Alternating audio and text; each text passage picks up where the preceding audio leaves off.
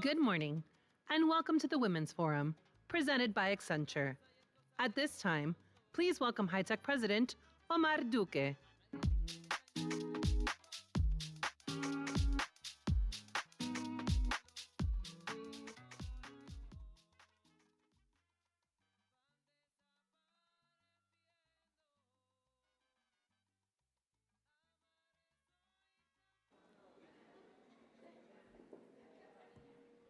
How about now?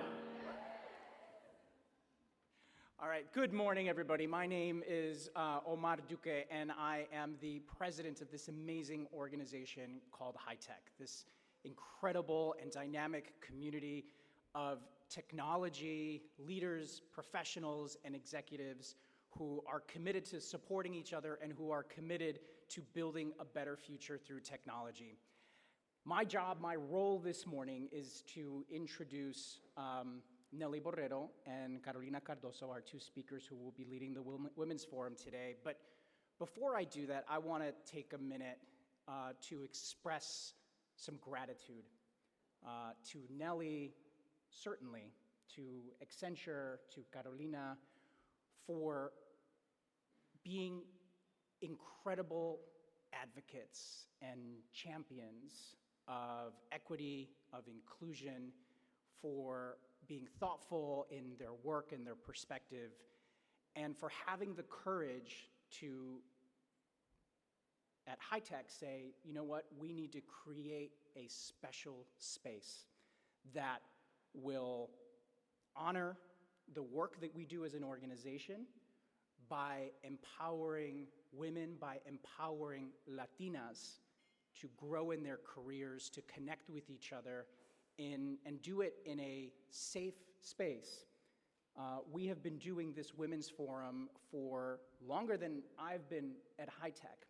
And I'll tell you that when we do our reviews, it is always one of the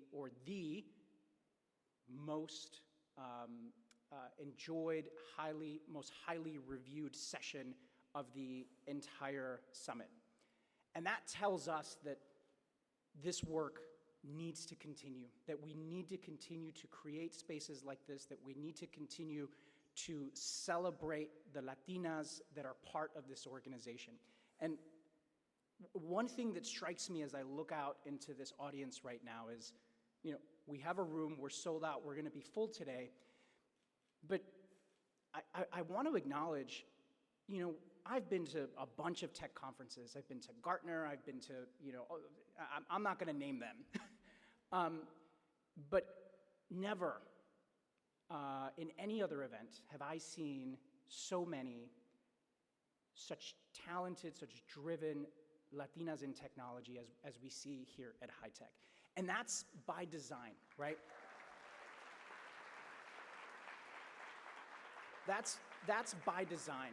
That comes from the work and the advocacy of people like Nelly, of companies like Accenture, of companies like all of our corporate partners who believe that we, as High-Tech, have an ability to change the norm, to break with this idea that there is no space for women in technology, because it is absolutely untrue, and we are proving it right here at High-Tech. We used to talk about this more, but now it almost feels like it's not necessary to talk about, but I want to acknowledge it today. Everything that we do, we strive to be 50-50 men and women. We want to empower women at every possible role. 50% of our board members are women. Our leaders, the executive committee, is 50% women. Our High-Tech 50 awardees, who we'll recognize later today, we strive for 50-50 representation in that, in High-Tech 100, and the speakers that you're going to see on stage here, because we want to put women front and center, because we know that we, in our community, have the ability to break that stereotype and to show that there are amazing and talented women, Latinas, that are creating change, that are driving innovations, that are helping companies grow. And that is what this event is about, and it would not be possible were it not for the incredible leadership of Nelly Borrero, without the incredible leadership and advocacy of Accenture. So with that, please join me in welcoming somebody who has become a good friend to me, certainly to this organization. She's a board member of High Tech, has an incredible commitment to our organization, to our work. Nelly Borrero, Senior Strategic Advisor for Global Inclusion and Diversity at Accenture, also a newly minted author of an incredible book, which I'm sure you're going to hear about today, entitled Unwavering, where she draws on her experiences with candor to inspire leaders to think bigger. And then also joining us on stage today, who will be sitting and having a chat with Nelly, is our friend Carolina Cardoso, North American I&D lead for Accenture. Please welcome Nelly and Carolina.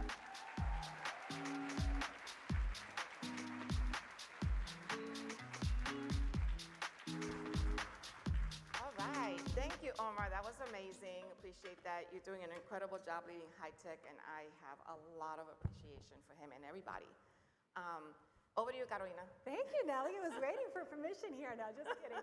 Hi, buenos dias, todo el mundo. I'm so excited to be here today to moderate a phenomenal legacy, legend, myth, all the words that you can feel when we think about the uniqueness of Nelly Borrero.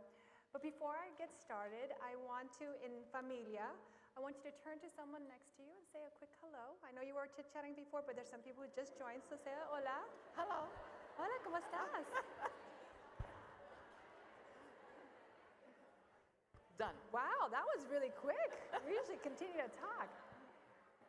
Thank you. And then for me, it's so important to understand who's in the room. So by a show of hands, who's here for the first time for one of our Women in Tech forums?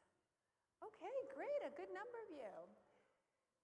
And for the sake of some of the things that we might talk about today, yesterday we were part of the EEP, the Emerging Executive Program. How many of the ladies are here from there? Wonderful, great, awesome. So congratulations for being part of that program. And you are tasked also to make sure you ask some questions that you didn't get to ask yesterday. So I encourage you to do that. But before we get started, I know that Nelly, you wanted to acknowledge someone, so. Yes, so I want to launch several people. So I know we're going to talk about this book writing journey, and kind of you were very much part of it, but we also have in the audience today Rashay, who's sitting here. So Rashay, I need you to stand up and claim your space, because Rashay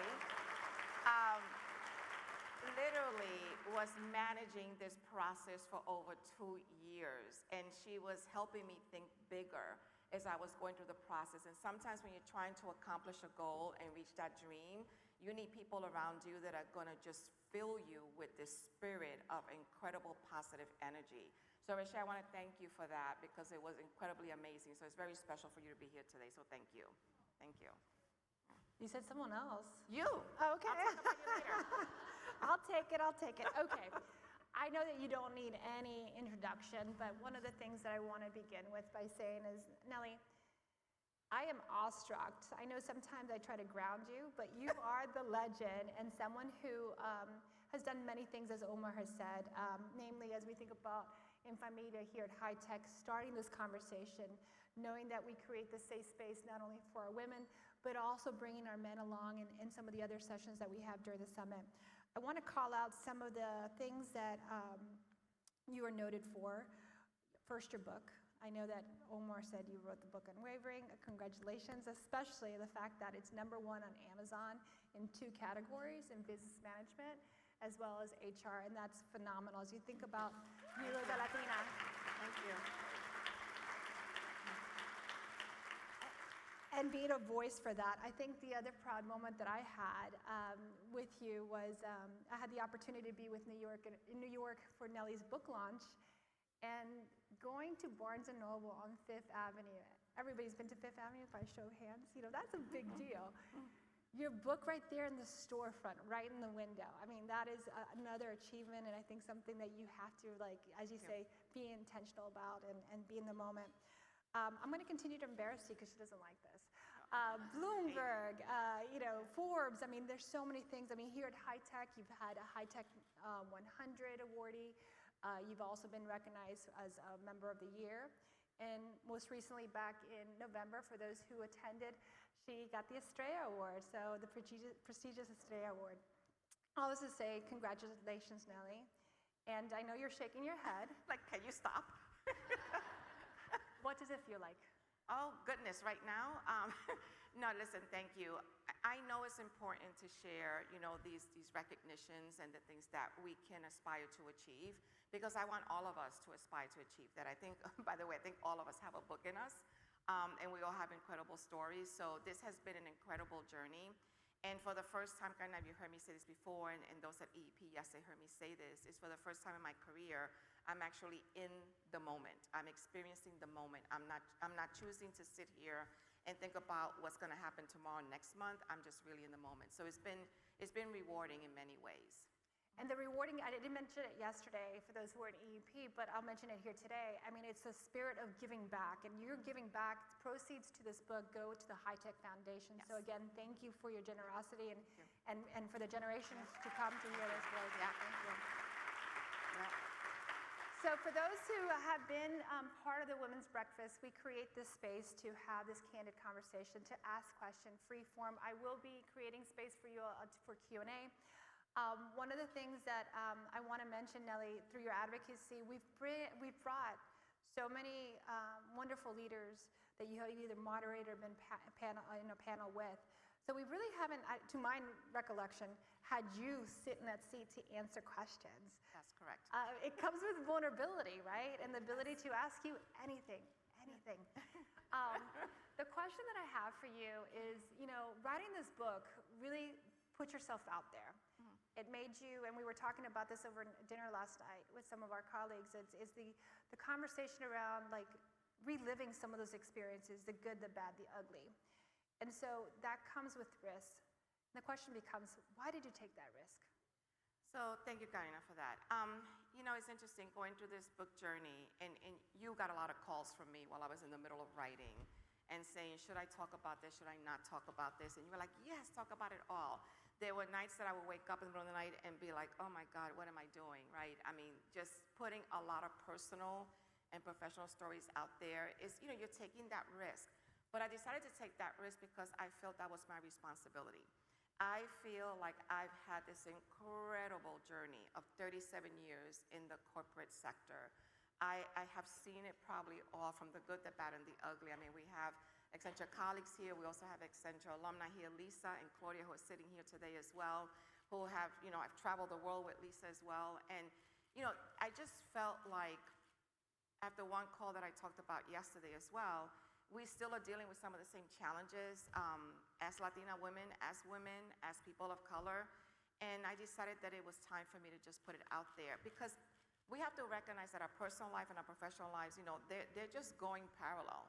And sometimes we try to hide so much the pain that we're going through, the sadness we're going through. We don't like to share the joy we're going through because we're not supposed to show off about the things that are happening to us and happening for us. We're afraid that if we share too much of the great things that are going on, there'll be envy coming our way. I mean, there's just so much that we go through, and we're ruminating over and over again about what decisions to make, how to make them, when to talk, when not to talk. And so I just felt like, you know what? I've had these 37 years. I've managed to get through it. I've done some amazing things. I am going to share those, but I'm also going to share all of the disappointments and all the pain points too. And that's why I took the risk. Yeah, I mean, I've read it from beginning to end a couple of times, and each time I learn something new or reflect on it. It's not something, I mean, yes, you can read it in 2 hours if you're a speed reader, right? But it's truly, you got to sit with it. You got to reflect on it. And what I appreciate about it is a storytelling. You keep people engaged from the very start. Also, if you, when you see it, you'll see that there's some reflection questions, right? So it's something not only that you're gifting the stories of yourself, but allows us to reflect and point out some of the things that we're ruminating in. A lot of the things that I've had the privilege of being in front seat to some of this is seeing the power of you, and power of you through things that I'm going to cover these 5 things with you and see how we can maybe have a conversation around the story around that. For you, Nellie, as I think about your brand, it's about courage, resilience, grit, power, faith, and grace. Yes. And as we think about, and they don't happen in siloed. They're combinations of each. So can you talk to us first, defining what that means for you, and maybe share some of the stories that either are part of the book or maybe separate to the book? I'd be happy to do that, but I have to sort of hone in on when you said speed reader, because I have to share this with all of you. So Carolina is a speed reader, and she likes to show off about that with me because I am not. It takes me forever to read a set. I could go back and forth a couple of times. So I am still not over this experience. We were at the airport getting ready to go to South Africa. We buy the same book. We're sitting next to each other. And of course, she's going page by page, and I'm just like, what is happening? And I'm still like in page 5, right? So then she goes, you still in page 5, 6, 7? I'm like, yeah. She goes, oh, I'm on 42. And I'm like, the rest of the ride, I could not enjoy the book because all I was doing was trying to catch up to her. So I missed a lot of the plots. I missed everything. So this is a trigger for me when she says speed reading. So you have triggered me, so now it's on for the rest of this conversation. I love it. I needed to get that spiciness, sassiness in. So. I had to recover from that experience. So anyway, so yes, Carolina, resilience, grit, power, courage, faith, grace, all those things are really important to me. It's how I show up in the world.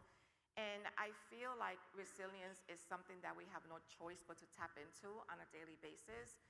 Sometimes it's an hourly basis, but the most important part for me around this is that, you know, with resilience, you're resolving, you're trying to make multiple things work, and you're trying to keep it all together. But then there's the grit, right? Because you could resolve so many things, but you have to be able to recover. So those two for me go together. And then power, I've always said I have power. I'm like, I have power, I'm empowered, you know, all this other stuff. And then I said to myself, what does power really mean? Like, what does it mean? So I looked it up, and there was one of the definitions that really spoke volumes to me because it said, you know, when you have power, that means you have the influence to really change others, to really bring them along with you. That is power. And when I sat with that definition, I started writing down all of the people that I felt that I was influencing in a way to, you know, resolve and solve for the things that I wanted to do. And from that moment on, the way I looked at power was so incredibly different because you don't have to wait to be empowered by anyone. You could really empower yourself, but you have to be clear as to how you're going to be strategic and get that done. So that's been important to me. Do you want me to keep going with all 6 words, or what do you want? Yes, I think it's important. Like, bring them to life for us. I'm like, okay, all right. So that was that. And then there's courage. So people have heard me say this over and over again. My brand is a brand of courage. It's very intentional. With that brand, I've had to take a lot of risk in my career. I mean, lots of different risks. Some have worked out, some have not worked out. You've seen me like fall flat on my face several times and have the grit to recover from that. But I always say that with your brand, once you know what it is, you are navigating this ship with a compass. Without a brand, you're just letting others create your brand and create your narrative, create your story. And I don't give that power to anyone to create my narrative and my story. I own that. And if I feel that someone has in any way, shape, or form negatively impacted my brand, I don't leave it to chance to be fixed. I address it right away. Either a phone call or either a meeting in person, but I protect my brand with a lot of intention because it took me a long time to really create it, and it's taken me a long time to preserve it and show up in the world like that. And then with faith, what I would say is, you know, I don't try to push my faith on anyone, but I can guarantee you there's no day that begins in my life that is not with me on my knees in prayer and praying for wisdom and praying for guidance. I mean, that's how I start my day. My family knows not to interrupt me until I've done my prayer moment in the morning. At night, no matter what time it is, no matter what kind of day I had, good, bad, horrible, great, doesn't matter, I end my day on my knees in reflection and in gratitude and in prayer.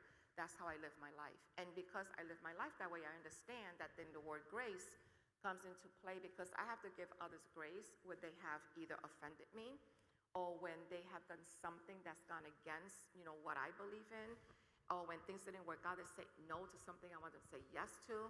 So I have to give grace. I have to do that. But I say this, and I know you don't like when I say this, but I'm gonna say it anyway.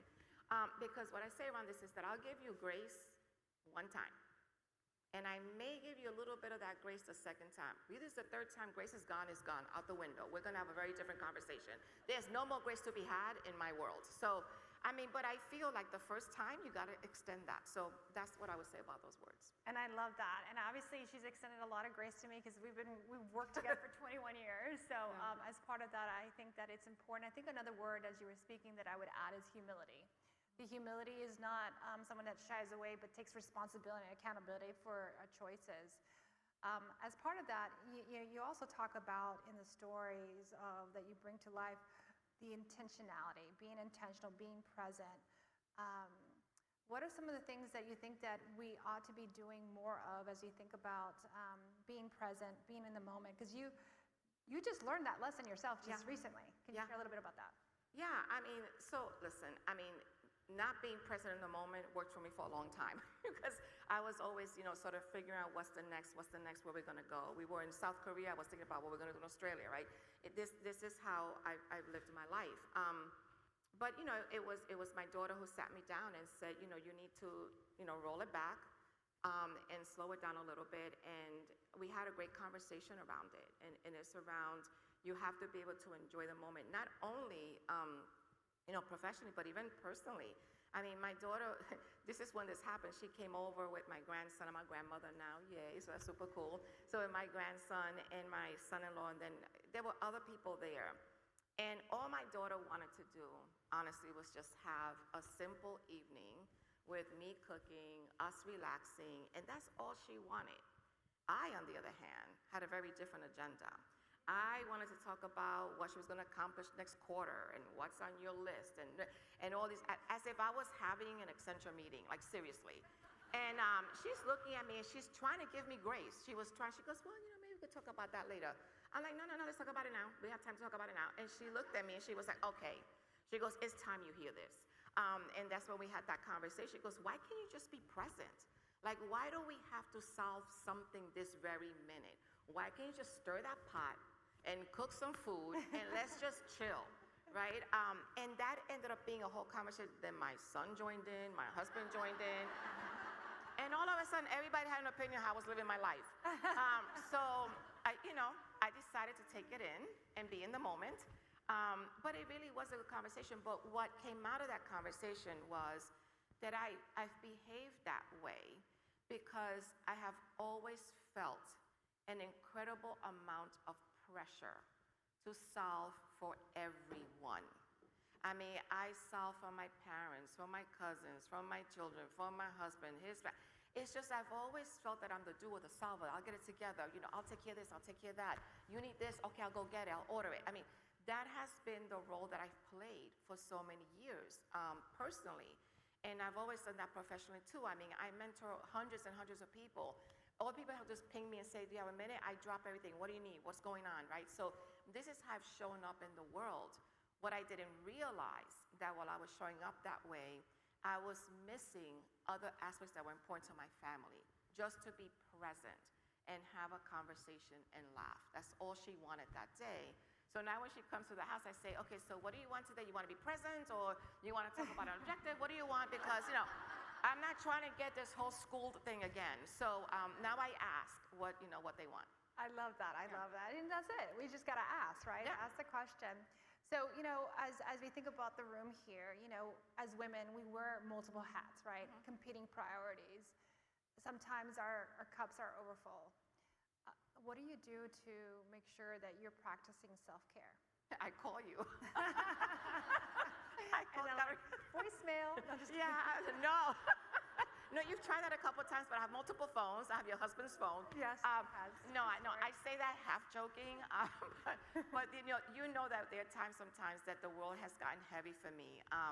And you know that I'll send text, hey, Carolina, this is going on, and then you call me and we have conversations, right? So so thank you for that. Walk her off the ledge. Watch me off the ledge, yes, because there have been many ledges that I've been like, oh my goodness.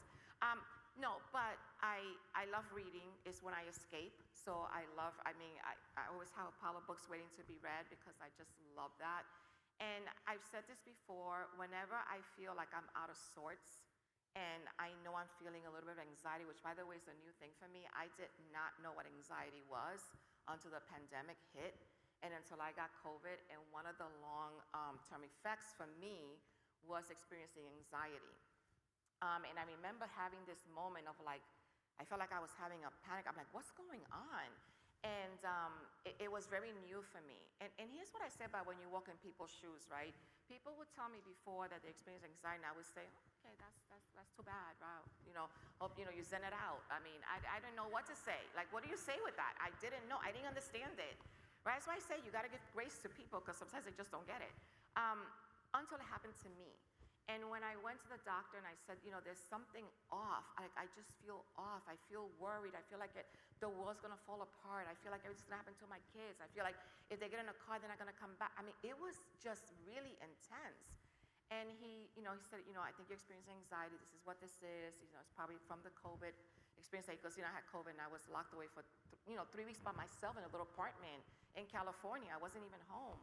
So, anyway, I'm gonna get to where I go for relaxation.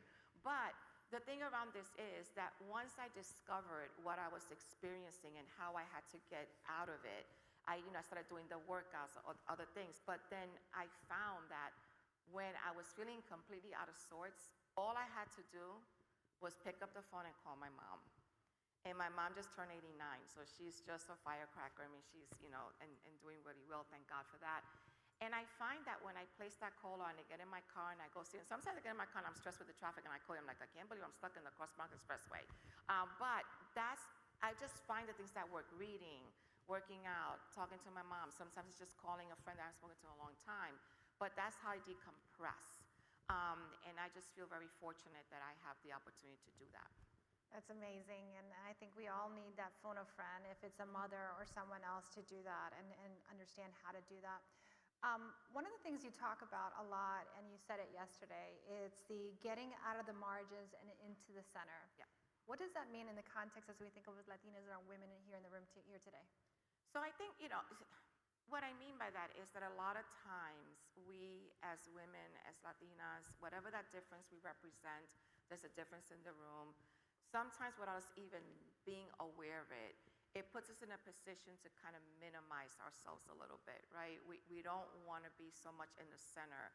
We're minimizing ourselves. We are second guessing what we need to say. We have rehearsed many questions we're going to ask or how we're going to engage, and we don't share any of that. And when you operate like that, you're kind of operating in these margins while others are in the center, just getting the attention, getting the focus, getting the promotions, getting the high performance achievement, as we call it, right? Ratings and all these different things. And what I'm trying to get people to do is to ask themselves the question, am I operating in the margins or am I operating in the center? And what is that difference, right? If you're in the margins, you're basically just letting your career happen to you, right? It's just happening to you. Someone's saying, hey, I think you should be promoted, I think you should go to this place. If you're in the center, you're having a really good view of how the organization functions. What are the hot skills today? Who is getting promoted? Where am I going? Am I willing to upskill? Am I willing to go there? Am I in the room with the leaders that are influential? How is my power showing up? Do I have power? Do I not have power? And once you start asking yourself those questions, you have a really good idea of whether or not you're operating in the margins or the center. For me, I always wanted to be in the center. I always, would think about how am I going to get in front of this leader, that leader, make this move, that move. And that's always been how I've operated. It's exhausting sometimes, so it is exhausting, but I learned how to be very strategic and very intentional with conversations. And I learned how to make sure that I will pause to ask myself, is this working for me being here in this role right now? And that's how you get out of the margins and get to the center where you should be. And to that end, I would say you're 99.9%, that's just a little tad perfect in all your decision making, but there are Wait, can you repeat that a little louder? We're not recording this, right? I'm gonna play it back several times to you. Okay, go on. So the question is, as we think about some of the setbacks that we encounter in our careers and our journeys, as you reflect on your own career and the comebacks that have stemmed from your conscious decisions, what have those things or the resources of people, the things that you've done, help you pull yourself up from those moments that you've been down here on the ground? Yeah, I mean, it's interesting because you sometimes get back what you put into people and when you put out in the world. I think for me, when I've gone through those moments, when I've needed really someone to help me, honestly, in some cases was get out of bed, right? When I remember we had a lot going on at one particular time, and we were taking the program global, and I mean, our travel schedule was crazy. It was just, I don't know how we kept up with that schedule. And I remember being in Australia and getting a call about my daughter and her being diagnosed with an autoimmune. And I remember just sitting there going, I'm not gonna be able to handle this. Like, I don't know how I am going to handle this. But I knew that I needed to. And I needed to be on stage in a few hours. And I was crying. I mean, I was just uncontrollable crying. And I kept praying through it, said, okay, let me get this together. And there were so many moments like that. There was the moment when I was in London and I got the call that my mother had been diagnosed with cancer and I had just lost my dad, right? So there have been these moments for me where I've been down there and they've always been related to something happening to my loved ones. And because at work, yeah, you make mistakes and guess what? You recover. Like, you recover, it's work, you'll get over it. You accept the fact you made a mistake, you don't try to hide it, you bring people in the tent with you, share you made a mistake, and you move on, right? You learn. But when it's your family and it's your loved ones and you're getting those kind of calls and you're not even home, I mean, those have been the times that I've really reached out to people. And you know this, I mean, when I go through pain points personally, I kind of hide a little bit too, like I don't want to talk about it too much. So I only talk to a few people about it because I don't want to cry, because once I start crying, I can't stop. I mean, I will cry for a long time. So I try to keep it together and hold it together, but that's when I pull people in, when I personally feel such incredible emotional pain, but yet I have to go to a meeting, to a presentation, act like the world is just perfectly fine. And those are the things that I want to talk about in this book too, because we don't know how people are showing up on any given day. Like, it could be people sitting in here right now going through really tough times, personally, professionally, and yet they're smiling, right? And they're talking to you, but there's a lot of turmoil going on. And I just want people to know that, you know, someone may look at you a certain way or say something a certain way. Please don't take it personal. You don't know what that person is going through. So that's what I would say to that.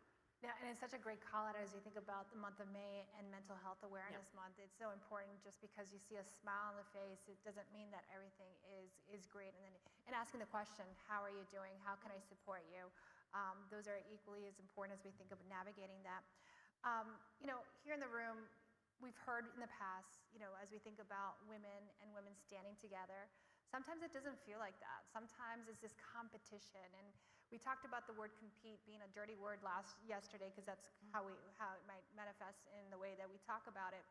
Can you talk about what has reframed for you when you think about compete in your own career, and what do we need to do better as we think pulling women along on their journeys? Yeah, so listen, I think compete is something that we have to do, but we don't have to have negative intentions while doing it.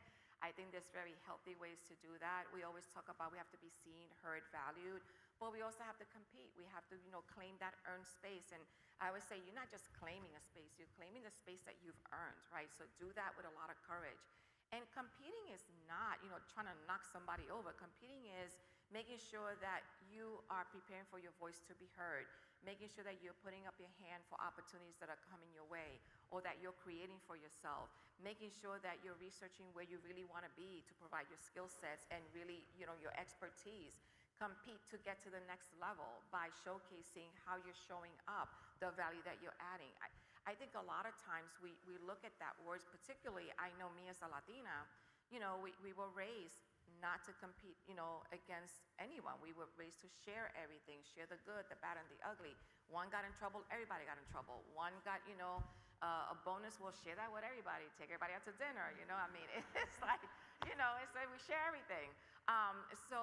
But when you come into this corporate sector, being an individual and having that individual brand is critically important. So, you know, you go through this tug of war of, am I being too competitive? Am I being too aggressive? What am I being here? But then I see all these other people getting promoted, but what are they doing differently? I can guarantee you what they're doing differently is that they're showing up and claiming their earned space. And that's what I've been wanting all of us to do. And I love the claim your earned space. I mean, you talk about it a lot in the book, and I'm going to be vulnerable right here in this story. One of the stories you talk about, we were in a global COE at the time, and you had gotten feedback from another team member saying that she takes too much space. And you provided that feedback to me as my counselor and my lead. And so I really took that to heart, because as we think about showing up authentically, I had to dim the light, edit myself, but it showed up in a way that I wasn't showing up in the meeting. And you talk about the fact that I knew the answers, but I was quiet about it. And to your surprise, when you asked me that question, I said, Okay, so let me tell my part of the story. That's her version. I'm going to tell you my version. So Carolina, for those of you that know her, has just a tremendous spirit. And, when you talk to Carolina, she's engaged, she's listening, she's present, she's in the moment. And Carolina will solve for anybody and everybody all at the same time. How she does it, I don't know. So when you're showing up in the world in a way that everybody around you likes you, gravitates to you, there's going to be a few that are going to experience a little bit of a different emotion, right? They're going to have a little bit of envy. They're seeing her, evolve and grow and reach all these incredible levels. So that showed up, right? It has shown up for me, showed up for a lot of people, I'm sure, in this room. And there's one particular individual say, when I'm at events, I can't even get access to you or access to, because Gana takes up all the space. She takes up all the space. And I'm like, oh, good Lord. So I had a conversation with that person. I had a conversation with Gana. I said, listen, just be aware that this is, something that this person is experiencing. We could try to figure out the why, but just be aware, because awareness is a gift. I mean, at least you're not operating in the dark. You know this individual has these concerns. So you fast forward 3 months later, and we're on this team call, and I'm teeing up all these topics, and you're not engaging. I mean, I'm like, did she disappear? Did she pretend she's on this call? So I'm like texting her, say, hey, are you around? She goes, yeah, I'm here. And I'm like, okay. So after the call, I call and I said, Carolina, I'm just so surprised. Like, you didn't engage in the conversation. You know all of this. You could have led this team a lot of different ways. What happened? She goes, well, you told me I take up too much space. So I didn't say it like that. So I'm like, mira, mujer. I'm like, Carolina. I said, you don't dim your light. You don't not show up. You continue to show up. You're just aware of this individual. Maybe you pull the person in and say, hey, what is your thought around this, right? You give that person grace. What are they experiencing? What are they feeling, that they're not bringing to the table? So that's how that story went. And let me just tell you, she has never dimmed her light. So here we are. Thank you, Carolina. I have claimed my space for sure. Earned space. Oh, earned. You want to talk about the word earned? Oh, God. You talk about it. Go ahead. Okay. So this is probably like a decade ago. There was promotions, and I got promoted, and she calls me, congratulations, you deserve that promotion. And I said, I earned it. And she goes, I didn't deserve it, Nelly. I earned it. And I'm like, okay, fine. She goes, and by the way, I earned this years ago. And I'm like, okay. So there goes the celebration. I didn't say it like that. Yes, you did. I probably did. No. I have even better. She had on a bracelet, a Tiffany's bracelet that had all of these little The team guys, they gave it to me as a promotion the gift. silver ball. So she started counting. I should have gotten it 1 year ago, 2 years ago, and touching every single ball on that bracelet. And It was like I waited. And I waited. And I waited the whole time. But anyway, yes, it was a very earned promotion, yes. Yeah, but you know what? It brings, as we think about career choices and navigation, this is a question that you ask, and it's reflected in the book, which is around what is it that you want? It's easier to say it's what don't you want to what it is that you want. As you think about your own career, were there times where you weren't sure of what you wanted, and what helped you navigate positioning and giving you that North Star and compass towards? Yeah, no, absolutely. I think I was on this road of getting to the next, creating. I mean, I entered a space that there was no blueprint for it. So I created the blueprint. I kept pushing. And I found myself for the first time not truly knowing what I wanted when I got diagnosed with breast cancer. And in that moment, I had just had my son. He was 2 weeks old. He was still in the NICU. My daughter was a senior in high school. Yes, my kids are 17 years apart. That's a whole other story. And I literally remember being lost. I was completely lost. And I was lost because I didn't know what this diagnosis meant with me just having, a son. I didn't know what it's going to mean for my daughter who was going to go away to college, for my parents. I didn't know how they were going to take the news. I didn't know how to tell my family this is what's going on in my life. And I eventually got through those conversations. They were just so hard. And then we went through all the surgeries and everything, and chemo, and no hair coming back. I mean, the whole thing. But when it was time to go back to work, I didn't know what I wanted. And, people show up for you in different ways when you're going through adversity. There are people that show up with such good intentions, and they're just there for you, and they're listening, they're lifting your spirit. You did that. Many people did that within Accenture and in my personal circle. Then there are those who start saying, well, you are traveling the world. I mean, you don't get any rest. You have breast cancer. Like, shouldn't it be time for you to, just not work and stay home and raise your son? And I'm thinking, how is that helpful? How is that helping me right now? Like, do you really think that's going to motivate me to even make that decision, right? Because part of the process when I was going through it was envisioning, right? Me raising my son, my daughter in college, me, getting back on stage at work and doing things. But I was incredibly lost. And I went back to work, and my hair was just coming back. So, that was another thing. I'm like, oh, my God, I'm not looking like the Nelly that I am. And curly, curly. It was curly. Okay, I don't know how many of you used to watch SNL years ago, but there was this character named Pat on SNL. I am not kidding you. That was my hair. I mean, and I'm like, and I had the black frame glasses, too. So I'm like, this is really interesting. So I went back to work, not knowing what I wanted to strive for, not knowing what I wanted to do. And our former CFO, who was CFO at the time, Pamela Craig, called me into her office. And Pamela's no nonsense, no joke, direct, to the point. And she said, I want you to come into my office. So I went into her office and I sat there. I had just been back like a week and a half. She goes, why are you back? And I said, well, it's time for me to come back, I mean, disability is over. I got to get back to work. And she goes, no, really, but why are you back? And I'm like, well, because I want to be back. She goes, do you? And I say, she goes, then act like it. And I was just so stunned. I'm like, act like it. And I said, curiosity, I go, what do you mean, act like it? She goes, Nelly, I've seen you every day since you've been back, because our offices were not too far from each other. This is when we went to the office every day, by the way. And she said, and I just don't see the pep in your step. I don't see that Nelly smile. I don't see that Nelly in your face. She goes, I see you coming in, going into your office. You're there the entire time.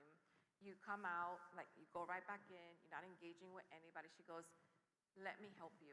What do you need to get back on this, on this cycle of where you want to be? And I just, in that moment, just like, whoa, broke down crying. And she goes, good. Cry. She goes, because you need to get it all out. So I'm like, I'm having a cry fest with the CFO of our organization who's probably really busy. Earnings are coming up. But, I mean, she just said, you got to get out of your system, Nelly. She goes, and let's sit down and let's think about what you want to do. And in that moment, we carved out like what I was going to do the rest of that year. And I left her office just feeling so light, feeling ready to be back, feeling ready to take on the world. And, that's where we ended up going all over we ended up traveling everywhere and doing incredible things. But sometimes you need someone to truly call you out. Because when she said to me, act like it, I swear, I felt like my stomach was just in knots. But her intentions were so incredibly good. And sometimes people will tell you difficult things, but it's really with good intentions, and you have to be willing to receive it. Yeah, yeah, kind of that. I really appreciate that, because it brings the concept as we think about cultures and engagement. I mean, there's that question that we asked at Accenture, do you have a best friend at work? And that's what she was, that trusted advisor, giving you the real talk that we all need to have, and have a person in organizations or outside that you can be a sounding board to. As we think about in your face, Nellie, which is what you just said about Pam saying of you, I would say that Nellie from the Bronx. This is From the boogie down Bronx, gonna get it right. Okay. Tell me, going back 37 years, and I don't like this, but I'll say it, the little Nellie, 37 years ago, and who you are today, what has remained constant and what has changed? So I love that question, thank you. Unscripted. What has remained constant is my faith. I mean, it's just what drives me, on any given day. My drive, I've always been very driven to do better, so that's just been innate in me for a very, very long time. And my fighting spirit, I am a fighter. I mean, I am a fighter. I had a fight in high school, by the way, where I put on Vaseline in my face and put up my hair and put on rings. I mean, like, seriously, like, That's code when I say, grease it up, Nellie, go. I mean, I think about that day, and thank God I bumped into this woman years later, and we talked about this experience, right? But, I mean, I had that fight because she called me a spick, which is, very derogatory for a Puerto Rican woman in New York. So I'm like, oh, girl, it's on. Meet me outside. So we had a fight. And I was winning, and then I was getting tired. I'm like, oh, I'm getting tired. This is tiring. And my sister's boyfriend at the time happened to be walking by the back of the building. He was like, is that Nellie fighting? And thank God, see, this is why I believe in the power of prayer. He pulled us apart just about when she was gonna start to kick my ass, right? So I'm just gonna say, but I fight with good intention now, right? And it was good intention then too, because she called me a very derogatory word. Anyway, so is that, Carolina, right? Is just authentically who I am. I don't know how to be anybody else. I just don't know how to be anybody else. And you called me out on the book when there's a section that I say I am who I am no matter where I am, because I had to address a leader at a client and it was a little bit intense. And she called me, she goes, don't ever say that you cannot say that. Tell them why you told me I can't say that. Well, because, as a woman of faith, as we talk about, in the Bible, you have, I am who I am, and that's God revealing himself as that. I'm like, you can't say that, it's blasphemy. And so we had this conversation around. And I'm like, I didn't know. But being who I am, where I am all the time. She thought she reframed it as that. I'm like, yeah, perfect. Yeah, okay, so that's that.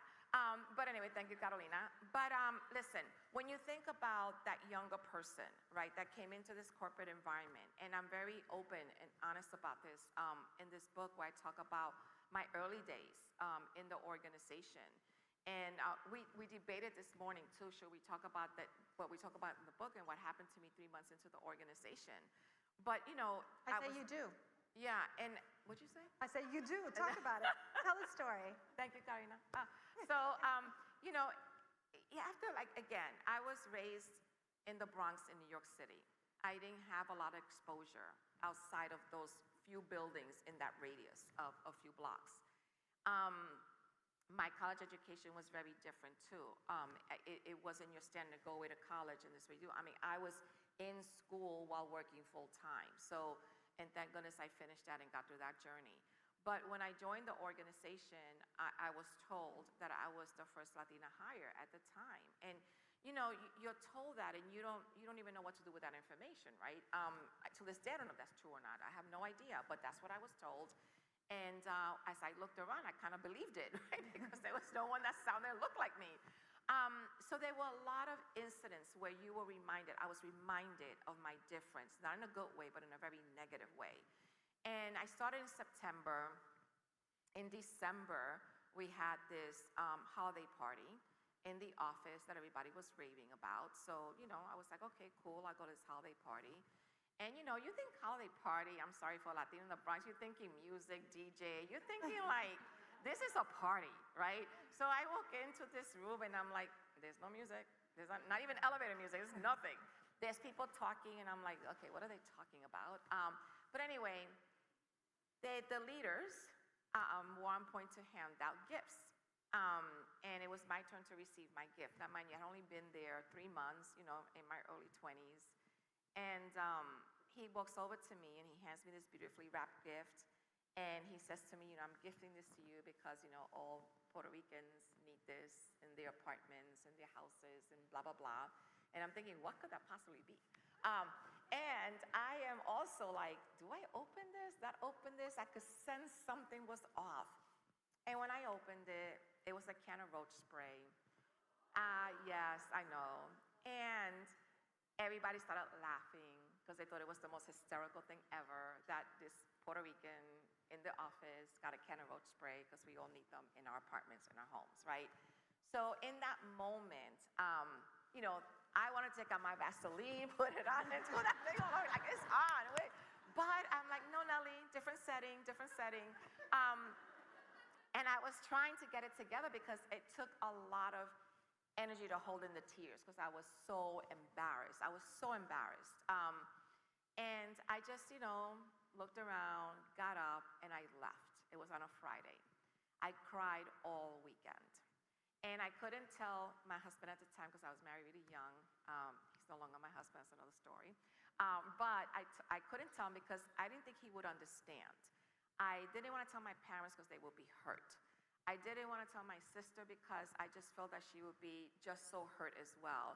Didn't want to tell my friends because I was embarrassed. I mean, all these, so I was dealing with it on my own for the entire weekend.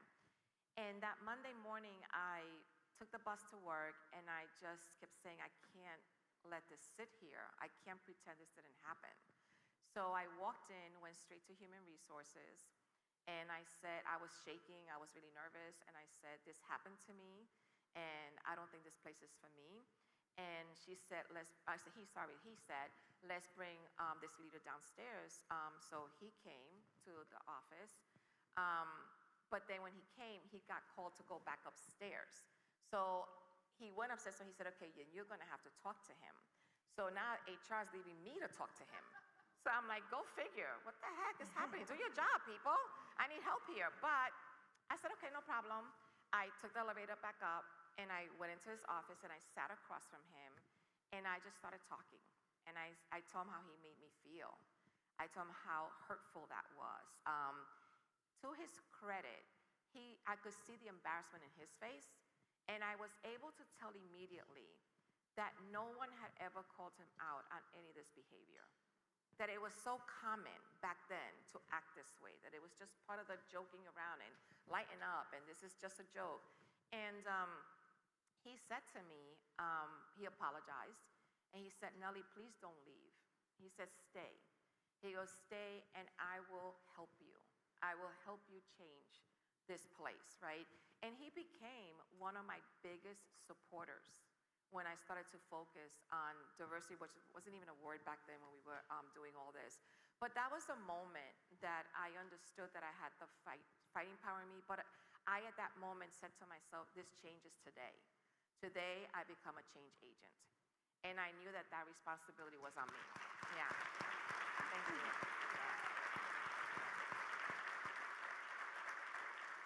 I love that story because it brings to light your brand of courage, the grit, resilience, all the things that you talked about earlier, and the need to make that conscious decision of like, I can stay here and be the change, or I can go and try it somewhere else. So I love that, and I love that we still have time to go to Q&A. Yep. So this is your chance to ask Nelly or me any question that you want. There are mics on both sides. So, I see Tiffany. Oh, we love Gearing Tiffany. up. Hi, Tiffany. Everybody needs to get to know I'm Tiffany. Tiffany Tabares with Wells Fargo, so good morning. You know I adore and respect the heck out of the both of you. So thank you so much for your candor and kindness in this conversation. So as an unwavering supporter of you, Nelly, book plug.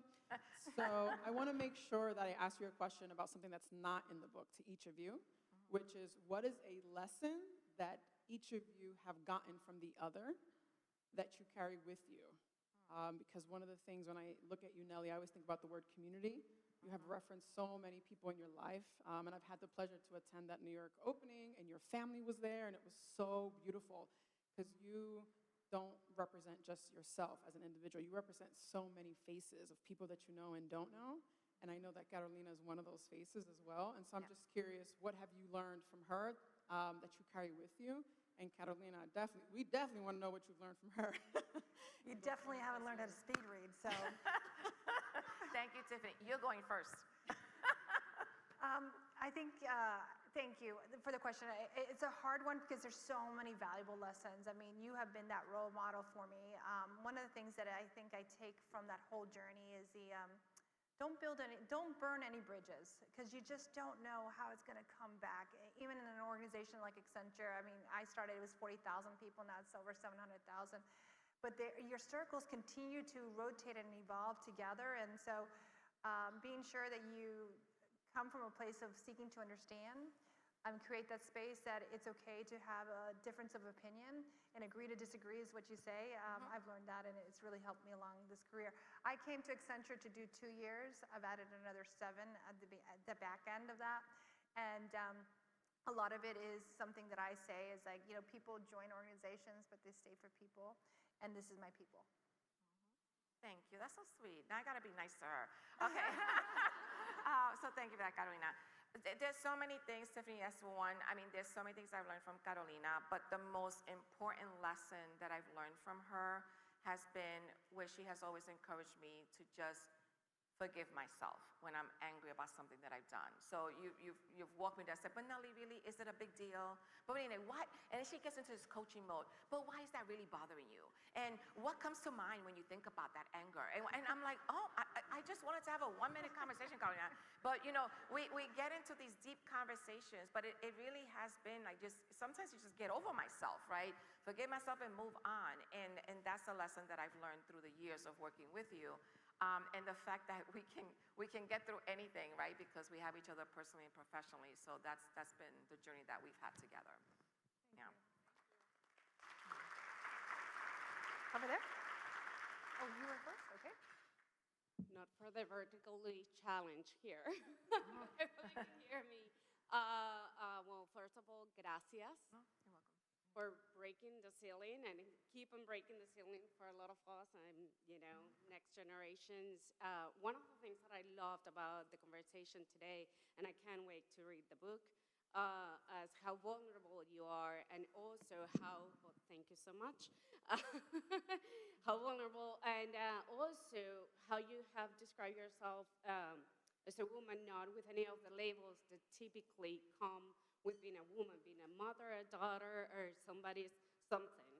So thank you for not doing that. But I have so many questions, but I think the one that I want to ask you today is a little bit of motivation, and especially in those moments when you get lost and you are like, well, you know what, I just want to give up today and not. So I know your faith, but what other things do you get to keep on being motivated and keep on doing this? No, thank you. So, I've learned that when I'm feeling demotivated or hurt or whatever the experience is, I give myself time to get through it, but not too much time. So I'll tell myself I'm going to be upset for 5 hours, and that's going to be okay. I'll tell myself, you know what, you're not going to get up at 6 tomorrow, you're going to get up at 8 because you're going to need those 2 hours to recover. So I've just learned to give myself time to feel it, right? And that's what I've learned from you, Garna, right, too. It's like, just feel it. Stop, just feel it. So when I know that I am going on this road, that I am feeling concerned, bothered, confused, whatever that emotion is, it's clear to me I'm going through it because I can't sleep, and I love to sleep, right? So if my sleep is disrupted, I know something's off. And that's when I just have to pause and ask myself what's going on. Like, what's going on, and why is this really important to me right now? What's it affecting me right now? Sometimes it's little things. Sometimes someone could say something to me, and it just throws me off. And I'm like, why did that throw me off? Like, what was that all about? And I have to say to myself, okay, is it you? Is it the other person?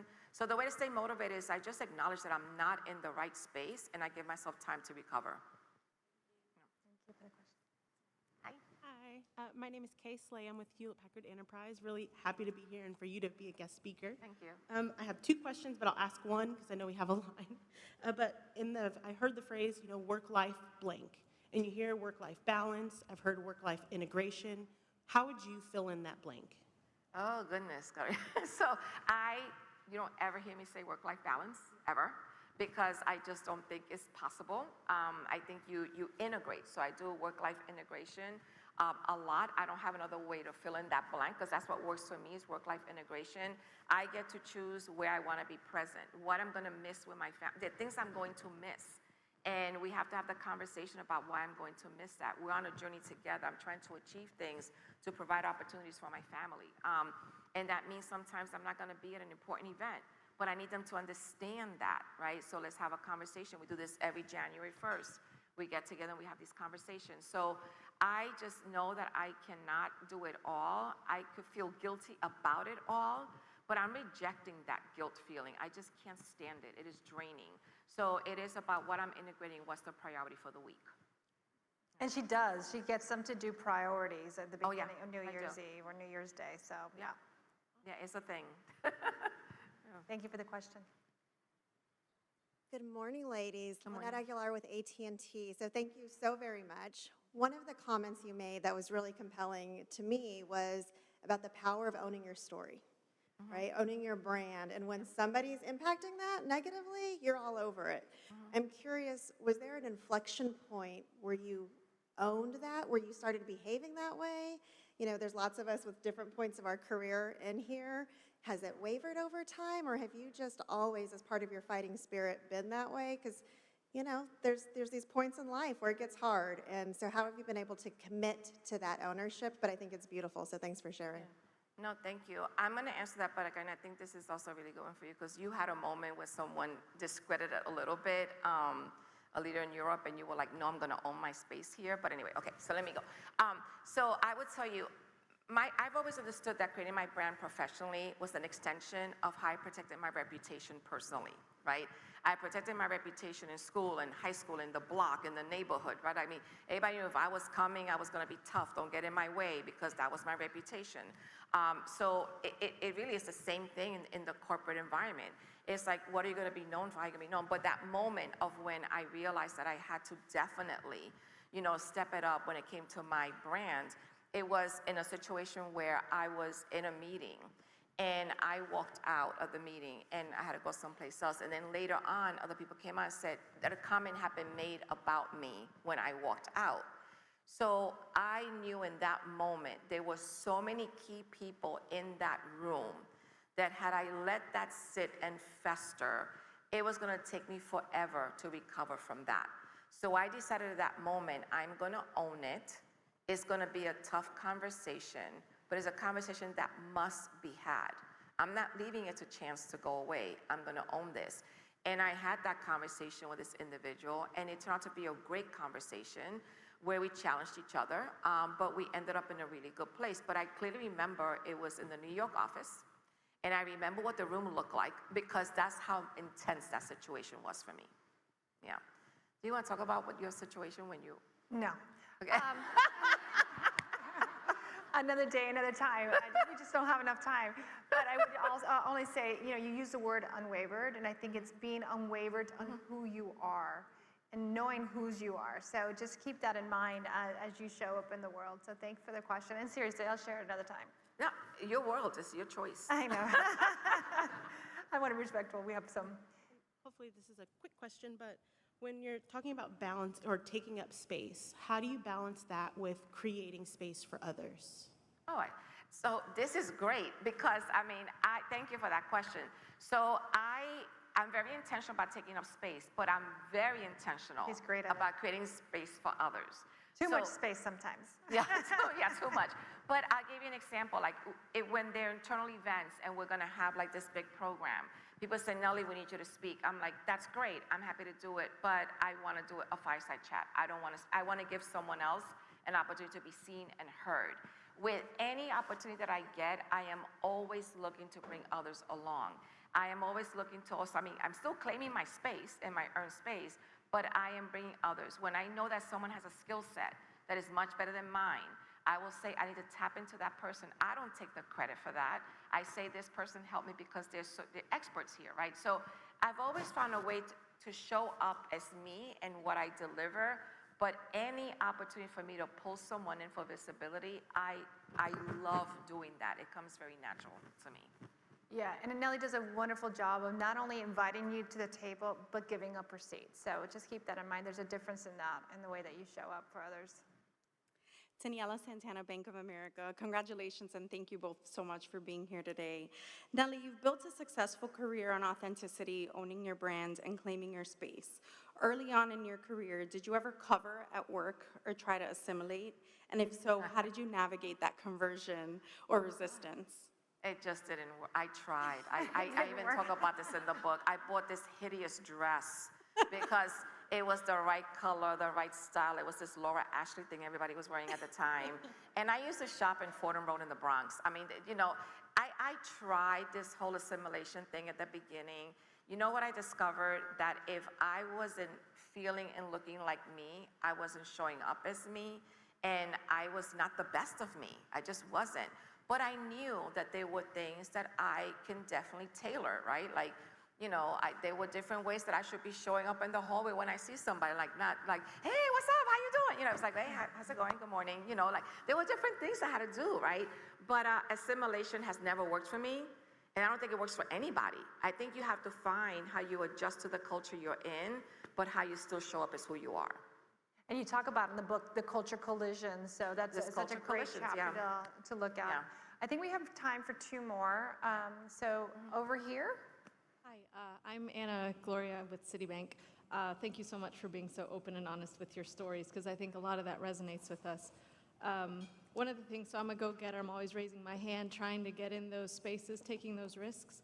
Also have a family, you know, husband. As a Latina, you kind of are always taking care of others, right? So what is something that you two potentially regret in this quest for your career, personally, something you regret that you know, maybe I shouldn't have given that up? Oh goodness, a good one, because I try to live my life with not too many regrets, which is why I integrate so strategically and intentionally, because I don't want to do that. I shared this Ghana recently. One of the personal regrets that I have, and I have till this day, and I'll carry this with me for as long as I'm on this earth, is that I did not stay with my father in the hospital the last day of his life. I have that regret. I mean, and that's a horrible regret to have. But I also know that in the moment I was pulled away because I had to go take care of my mother that day. So that's the only thing that I can tell you that eats away at me when I think of my dad, that I wasn't with him on his last night. I just would add, I mean, it's creating the, you know, that we talk about this rocking chair moment when you're older, you're looking back, you know, what are those moments that really matter? As a mother to 6, I've had to make difficult choices, but what I've learned through the experience is just ask and just have a conversation. What feels like a big thing may not necessarily be, and you'll see how adaptable people are when addressing if it's a big meeting, is there an opportunity to change the meeting? So you just have to have a conversation and be comfortable with asking. You're welcome. We have a couple of questions from our virtual audience, and I know we won't be able to address them all, but we'll make sure that we get them to you, Nellie.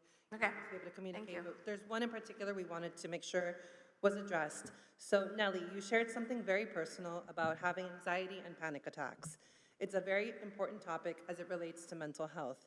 Can you tell us more on how you overcame this challenge and what you are doing to protect yourself from it happening again? Yeah, I'm happy to talk about that. I don't think I've overcome the challenge. I think I've learned how to manage it.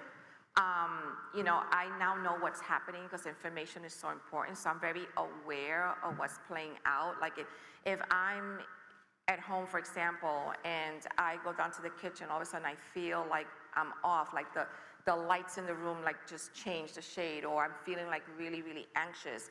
I pause and I tell myself, okay, this is anxiety coming on. Just breathe through it. I've learned techniques on how to address it. So I know to pause, go do my breathing. You know, I pray a lot, I pray through it. I mean, I do these different things, but this is different for everybody. Some people need more than what I'm doing to address this. But I will tell you, I said this to my husband the other day, I'm glad that I've experienced it because now I really know what this is like. So it still comes on. It doesn't come on as much as it used to, but it still rears its ugly head. And when it does, I'm just very aware this is what's happening, and that starts to calm me down a little bit. But it's intense. It definitely is. I didn't suffer anxiety. I had postpartum depression. I had depression. And one of the things is you got to get the help, right? Yeah. You got to be able to also have those difficult conversations, knowing, you know, being vulnerable and saying, this is what I need, or I need this time to do what, XX. So Professional help is also therapy. Yeah, absolutely. All those things that are necessary to help you as a whole individual. Great, so great question.